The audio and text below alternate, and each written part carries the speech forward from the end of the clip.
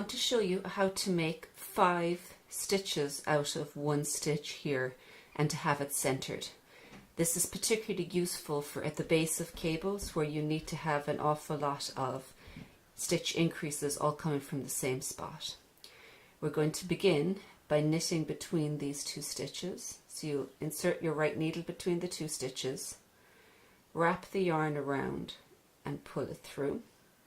Next we're going to move that stitch from your left needle to the right needle. The third step is you're going to insert, this is a little tricky because it's quite tight, you'll insert your needle between these 2 stitches, wrap the yarn around with your right needle and pull it through, just like that.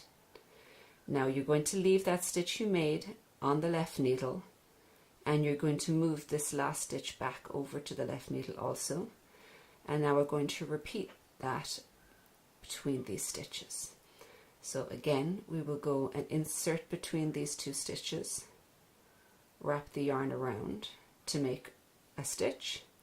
Now we're going to move that stitch from the left to the right needle, and then we're going to go put the needle between those 2 stitches and the right needle, wrap the yarn around and then pull that loop of yarn through.